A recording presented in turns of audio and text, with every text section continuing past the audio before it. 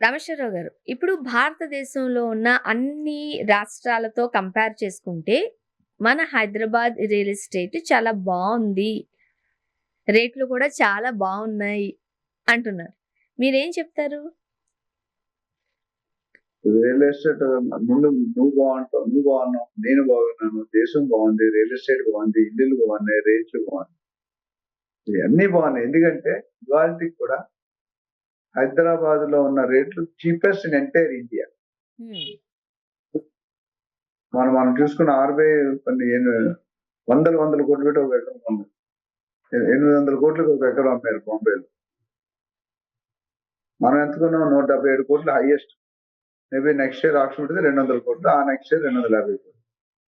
ఈ రోజు కూడా ఇంత హై కన్స్ట్రక్షన్ 4 జోన్లు, north east west south zone లో మొత్తం 100 కిలోమీటర్ మేరకు రియల్ ఎస్టేట్ పెరిగిపోయింది. So Hyderabad is cheapest and with lot of. Hyderabad ఎంత యూజర్ ఫ్రెండ్లీ అంటే ఏ కంట్రీ వాడు వచ్చినా, ఏ మతం వాడు వచ్చినా, ఏ స్టేట్ వాడు వచ్చినా మనం ఆహ్వానిస్తాం. ఫ్రెండ్లీ నేచర్ ఒకటి.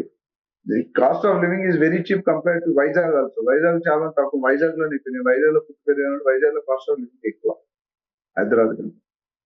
ప్లస్ హైదరాబాద్ డెక్కన్ ప్లేటో అంటే మంచి పొజిషన్ లో ఉంది, హైట్ లో. There is no question of tsunami, గుడుగుడు ఏమి ఉండవు. మన సేఫ్టీ ప్లస్ ఏ రకమైన ఫుడ్ అయినా దొరికి 10 రూపాయల నుండి 1000 రూపాయలు, 1,00,000 రూపాయల ఫుడ్ కల్చర్ ఉంది. పీపుల్ లాంగ్వేజెస్ ప్రాబ్లం లేదు. హ్మ్. గుజరాతీ గల్లీ ఉంది, మరాఠీ ఏరియా ఉంది, ప్రతి క్యాస్ట్, పంజాబీ ఉంది.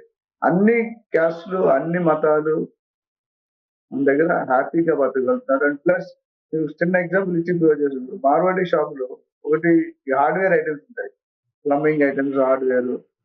తర్వాత స్వీట్ షాప్స్ ఉంటాయి. స్వీట్ షాప్ అన్ని మెజారిటీ ఆఫ్ రాజధాని వాళ్ళు మెయింటైన్ చేస్తారు, రాజస్థాన్ వాళ్ళు మెయింటైన్ చేస్తారు. హ్మ్. చూసుకుని వచ్చేవాడు చిన్న కొట్టుగది రెంట్ తీసుకుంటాడు. తర్వాత ఆ బిల్డింగ్ మొత్తం రెంట్ తీసుకున్నారు. తర్వాత బిల్డింగ్ కొనేస్తాడు, ఇటు ఒక బిల్డింగ్, ఇటు ఒక బిల్డింగ్ కూడా కొనేస్తాడు.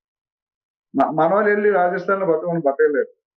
కానీ బయట వాళ్ళు వచ్చి మన దగ్గర హ్యాపీ వెళ్ళి నేను మన ఫ్రెండ్లీ నేచర్ మనం ఆహ్వానిస్తాం కొత్తదనం. So and life in terms of infrastructure కానీ, మెట్రో కనెక్టివిటీ కానీ, రైల్ కనెక్టివిటీ కానీ, బస్ కనెక్టివిటీ కానీ, ఫెసిలిటీస్ కానీ, ఎస్సీజెట్స్ కానీ, ఐటీ పార్క్స్ కానీ, ఎంప్లాయ్మెంట్ కానీ, శాలరీస్ కానీ విధంగా ఉన్నాయి. అంటే మన అమెరికానే వెళ్తే వచ్చేంత ఇక్కడ కూడా ఉండి కొంత లక్షల కోట్లు సంపాదిస్తుంది సార్. సుందర్ పిచ్చే గారు ఇక్కడ నుండి వెళ్ళారు, హ్మ్. సత్య నాడెల్లా గారు ఇక్కడ నుండి వెళ్ళారు. సో మనకు తెలిసి ఎంత శాలరీస్ వాళ్ళు. సో మనకున్న ఐక్యూ లెవెల్స్ కానీ, మనకున్న విసులుబాటు కానీ, మనకున్న ఫ్లెక్సిబిలిటీ కానీ, ఇవన్నీ కూడా హెల్ప్ చేస్తున్నాయి. సో రియల్ ఎస్టేట్ పరంగా చూసుకుంటే మనం డెఫినెట్ గా తక్కువే ఉన్నాం. మేబీ మనం నెక్స్ట్ 5-10 ఇయర్స్ రేట్ అక్కడ ఉంటే ఇక్కడ మనం ఆ టైంకి వెళ్తాం. ఇప్పుడున్న ప్రెజెంట్ బాంబే ఢిల్లీ రేటు మన 10 ఇయర్స్ అయినా పడుతుంది, 15 ఇయర్స్. ఇప్పుడు కొనుక్కునే వాళ్ళు ఏంటంటే ఆలోచిస్తారు, ఇంకా రేట్లు తగ్గుతాయి సార్ అని నన్ను అడుగుతున్నారు. తగ్గాల్సిన 2 సంవత్సరాలు తగ్గుతూనే పోయింది, పెరగలేదు ఎక్కడ. మీరు తగ్గడం అనేది జరగదు, ఫ్యూచర్ లో పెరగడమే. కొనుక్కునే వాళ్ళు ఎవరైనా డబ్బులు పెట్టుకుని ఉంటే ఇమీడియట్ గా కొనుక్కుంటే డేట్ చేస్తే మీరు చేతులు కావాలి. ఇప్పుడు ఆ కొనుక్కోవాలంటేనే ఎక్కడ కొనుక్కోవాలి? ఏ ఏరియాలో కొనుక్కోమంటారు? మీరేం చెప్తే అది అన్నట్టు ఉంది పరిస్థితి. ఇది క్వశ్చన్ అడగడం వల్ల నాకు జోక్ లాగా అనిపిస్తుంది. భూమి మీద పెట్టినాడు ఎప్పుడు లాస్ అవ్వలేదు సార్. హ్మ్. భూమి మీద ఎక్కడ పెట్టినా అయితే కొన్ని పర్టికులర్ ఏరియాస్ కొంచెం బాగా హైప్ వచ్చింది. హ్మ్. అదేంటంటే వెస్ట్ జోన్ లో Mumbai highway, Bengaluru highway. Srisailam highway రావాల్సిన టైం పడుతుంది, బట్ అక్కడ కూడా వస్తాయి. ప్రస్తుతం బాగా పీక్ ఉన్నది Bengaluru highway, Mumbai highway. Bengaluru highway చాలా అడ్వాంటేజెస్ ఉన్నాయి. మన బయర్స్ చాలా మంది వస్తున్నాం, మన వీడియో చూసి వాళ్ళు వస్తే డీటెయిల్ ఇండివిజువల్ రిక్వైర్మెంట్, వాళ్ళ రిక్వైర్మెంట్ బట్టి ఎక్కడ కొనుక్కోవాలో చెప్తాము. ఏ ప్రైవేట్ లో కొనుక్కోవాలి, బిల్డర్ దగ్గర ఏం చూడాలి, ఏం డాక్యుమెంట్స్ చెక్ చేయాలి, లీగల్ ఒపీనియన్ ఏంటి, ఈసీ అంటే ఏంటి, మెడిటేషన్ అంటే ఏంటి, లింక్ డాక్యుమెంట్స్ అంటే ఏంటి, లేరా అంటే ఏంటి, హెచ్ఎండిఏ, డిటిసిపి ఏంటి, ఇవన్నీ కూడా ప్రాపర్టీ కొనుక్కునే సింపుల్ సజెషన్ ఏంటంటే బయర్స్ కి, ఇన్వెస్టర్స్ కి. కొనుక్కునేటప్పుడు మీకు అనుభవం లేకపోతే మీరు ఫస్ట్ టైం కనుక సెకండ్ టైం కొనేటట్టు అయితే కనుక మాలాంటి అడ్వైజర్స్ చాలా మంది ఉన్నారు. వస్తే మీ పెట్టుబడి సేఫ్ గా ఉండి 2 టైమ్స్ అవ్వాలా, 3 టైమ్స్. జనరల్ ఇప్పుడున్న మార్కెట్ లో 4 to 5 years లో డబుల్ అవుతుంది మంచి ఏరియాలో, మంచి ప్రాజెక్ట్స్ విత్ పర్మిషన్. 10 సంవత్సరాల్లో 5 to 6 times అవుతుంది. 20 సంవత్సరాల్లో ఇంకా నాకు చెప్పొచ్చు. సో ఎవరైనా ఇన్వెస్ట్మెంట్ పెట్టుకోవాలనుకుంటే సరైన డెసిషన్ తీసుకుంటే సరైన నేను ఆ లొకేషన్ అడ్వాంటేజ్ ఏంటి, డెవలప్మెంట్ 5 సంవత్సరాల ముందే రేట్లు ఎలా ఉండేవి, ఇప్పుడు ఎలా ఉన్నాయి, నెక్స్ట్ 5 సంవత్సరాలు 5 సంవత్సరాల రేట్లు ఎలా పెరగబోతున్నాయి, ఎంత పెరగబోతున్నాయి, ఎందుకు పెరగబోతున్నాయి, ఎప్పుడు పెరగబోతున్నాయి, అన్నిటి కూడా మన క్లియర్ అనాలిసిస్ ఉంటుంది. అన్ని ఏరియాలో పెట్టుకోవచ్చు. మీరు ఈస్ట్ లో పెట్టుకోవచ్చు, శ్రీశైలం హైవే కాకుండా Vijayawada highway, Warangal highway, Sagar highway, Kompally highway, Vikarabad అన్ని కూడా పెట్టుకోవచ్చు. బట్ మీ మీ మీ పర్పస్ బట్టి కాజు, ఏరియా, లొకేషన్ మారుతుంది. సో అది మనం కొద్దిగా చూసుకుంటే దే విల్ బి హ్యాపీ. ఎక్కడ పెట్టి మన ద్వారా పెట్టుబడి కొన్ని వేల మంది ఇన్వెస్ట్మెంట్ చేయించాం గత 3 దశాబ్దాలు. అందరూ కూడా 100 రెట్లు పెరిగిన వాళ్ళకు 1000 రెట్లు పెరిగిన వాళ్ళు కూడా ఉన్నారు. అంటే మీరు ₹1,00,00,000 పెడితే 100 కోట్లు అయిన దాఖలాలు కూడా ఉన్నాయి. Only depends. మనం ప్రిడిక్షన్ చేస్తాం, అనాలిసిస్ మనకున్న అనుభవంలో, ఈ 30 ఇయర్స్ ఇండస్ట్రీ అనుభవంలో ప్రిడిక్ట్ చేసి ఈ ఏరియాలో ఇక్కడ పెట్టండి, నెక్స్ట్ 10 ఇయర్స్ ఇంత అవుతుంది, కావాలంటే మనం చెక్కులు కూడా రాసిస్తామని చెప్పాం. అంత కాన్ఫిడెంట్ గా చెప్పాం. అంటే వాళ్ళు అప్రిషియేట్ అవుతే మన చెక్ వాడు వేసుకోవచ్చు. కానీ ఆ అవసరం నాకు రాలేదు. ఎందుకంటే మనకు చాలా మన మార్కెట్ లో ఏ ఒక్క పర్టికులర్ ప్రాజెక్ట్ కు కట్టుబడి ఉన్నాం. ఎందుకంటే నాకంటూ ప్రాజెక్ట్స్ లేవు, నీకు తెలుసు ఆల్రెడీ. మనం ఫేర్ డెసిషన్ ఇస్తాం, ఫేర్ సజెషన్ ఇస్తాం. మనం ఇచ్చే డెసిషన్ లో ఆ నువ్వు టైలర్ దగ్గర వెళ్తే నీ సైజులు కొలుస్తాడు, 3 నెలల తర్వాత వెళ్ళి మళ్ళీ కొలుస్తాడు, నువ్వే ఉంటావు మంచి. ఎందుకంటే మారే అవకాశాలు ఉన్నాయి. లావు వచ్చి సనం అవ్వచ్చు. అట్లే మన దగ్గర వచ్చే ఇన్వెస్టర్ వచ్చిందంటే ఆయన పర్పస్ ఏంటి, ఆయన కెపాసిటీ ఏంటి, లోన్ ఎంత వస్తుంది, డైరెక్ట్ ఎంత వస్తుంది, ఏం ఎక్స్పెక్ట్ చేస్తున్నారు, ఎంత పర్సెంటేజ్ ఎక్స్పెక్ట్, ఎన్ని సంవత్సరాలు హోల్డ్ చేస్తున్నారు, ఇవన్నీ కూడా మనం పరిగణలో తీసుకొని మనం సజెస్ట్ చేస్తాం.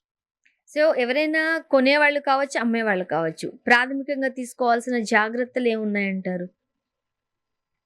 ప్రాథమికంగా నేను చెప్పాను, ఫస్ట్ మన ఎమోషన్ లో కొనకూడదు. ఎమోషన్ సెంటిమెంట్ లో కొంటే మోసపోతుంది. అమ్మేవాడు ఎప్పుడు కొనేవాడికి 100 స్టోరీలు చెప్తాడు, చెప్పేవాడు వినేవాడు ఎప్పుడు లోపే. ఇప్పుడు నేను చెప్తున్నాను, వింటున్నావు కదా, అట్లానే ఉంటుంది.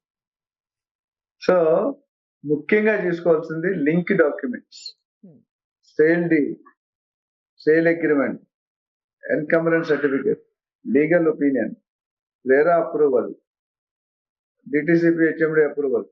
తర్వాత ల్యాండ్ కన్వర్షన్ చాలా మంది తెలియదు.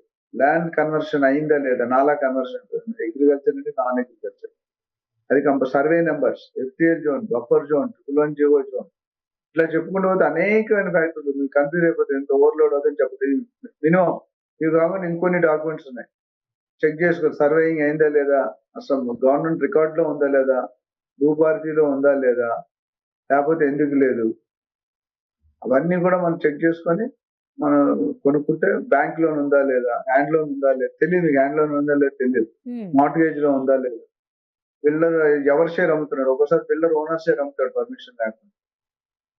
ప్లాట్ 2-3 రిజిస్ట్రేషన్, 2-3 ముగ్గురికి రిజిస్ట్రేషన్ అయిందా, అంతమందికి ఇప్పుడు తగ్గినా, బట్ ఇప్పటికీ జరగాల్సిన అవసరం. ఫామ్ ప్లాటా, రెసిడెన్షియల్ ప్లాటా? ఫామ్ ప్లాట్ వేరు, ఫామ్ ప్లాట్ కన్స్ట్రక్షన్ కట్టుకోవడానికి రాదు, రెసిడెన్షియల్ ప్లాట్ లో కట్టుకుంటాం. సో ఇలాంటివన్నీ ప్లస్ బిల్డర్ బ్యాక్గ్రౌండ్ ఏముంది, బిల్డర్ రెప్యుటేషన్ ఏముంది, బిల్డర్ ఎన్ని రోజులు ఈ సెగ్మెంట్ లో ఉన్నాడు, ఎన్ని ప్రాజెక్ట్స్ టైంలో కంప్లీట్ చేశారు, అట్లున్న బయర్స్, ఫాస్ట్ బయర్స్ ఏమనుకుంటారు, వాళ్ళకున్న ప్రాజెక్ట్స్ చూడాలి.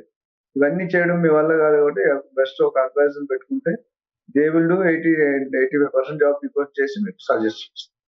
Thank you so much Nandi Rameswararao గారు.